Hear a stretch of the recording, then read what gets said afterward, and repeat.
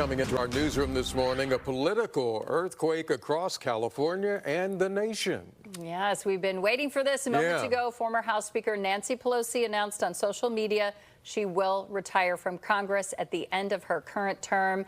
And we have KTVU political reporter Greg Lee joining us from our newsroom with the details of the Speaker's decision and her legacy from San Francisco. Greg, quite a story. Yeah, truly incredible. Pam, Dave, good morning to you. The legacy of Nancy Pelosi cannot be overstated. Nancy Pelosi's announcement marks the beginning of the end of one of the most consequential careers in modern American politics.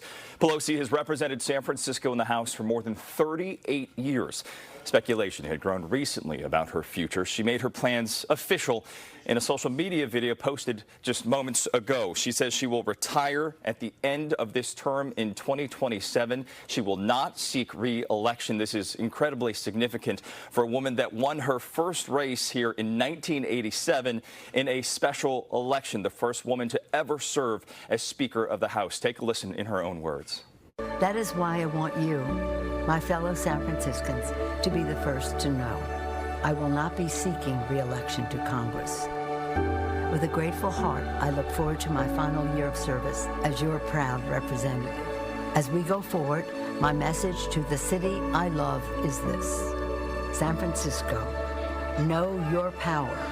We have made history, we have made progress, we have always led the way, and now we must continue to do so. Pelosi thanking the city she loves so much. She first won her seat to represent San Francisco, as I said, in a special election in 1987 to represent California's then 5th district. She quickly developed a reputation for being a prolific fundraiser and a masterful tactician, traits that would help define her career in Congress. She shattered glass ceilings and broke new ground for women in politics, including in 2007, when she became the first woman ever elected to serve as Speaker of the House. That speakership coincided with President Barack Obama's first term. She was well known for unifying her caucus for one of the landmark achievements of her career, passing the Affordable Care Act. Pelosi reclaimed the gavel when Democrats regained the majority in 2019, the first person to do so in more than 60 years. Her career has spanned major issues like voting rights, women's health care, climate change, gun violence, and human rights. Pelosi's long been a champion for electing more women to public office. San Francisco is the greatest city on earth with the most extraordinary people on earth, and a place that I will always believe is heaven on earth. Thank you, San Francisco, for trusting me to be your voice in Congress. May God bless you, and may God bless the United States of America. In October 2022, Pelosi's husband, Paul, was violently attacked at their home in San Francisco while she was in Washington. A few weeks later, she announced she would not seek a leadership position, marking the end of an era and a historic 19-year run as leader of the Democratic Party. Recently, she focused her attention just this week on building the ground game and helping to pass Proposition 50 here in California. Now, before this announcement, two candidates already launched campaigns for her seat. Democrats Scott Wiener and Shoykat Chakrabarty.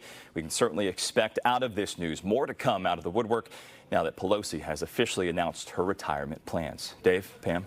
Greg, surprisingly, I found myself getting a little emotional watching her make that announcement. I mean, for me, as a woman, I will always remember her and appreciate her strength as a woman, breaking barriers and really working hard and being so strong in a good old boys network, really, for so many years. What do you think some of the things people will remember about her legacy? Yeah, Pam, I think you're exactly right that anyone in her inner circle or anyone that has ever met Nancy Pelosi will tell you how tough she is in the face of opposition, and how tough she has been in some very difficult situations. For me, as we look at the Speaker's legacy and you look back, she has always maintained this incredible ability to unionize and keep her caucus together. She has an incredible ability to hold that caucus together of Democrats. If you look back to the second time she was elected Speaker in 2019, there was a whole wave of new Democrats, a new generation who were asking for fresh leadership. leadership. And she went to those young progressive Democrats and held the caucus together to once again be reelected as Speaker of the House. And beyond that, when you look at her body of work, particularly in her investments in San Francisco and the work that she has done there, the legacy will certainly continue for decades to come.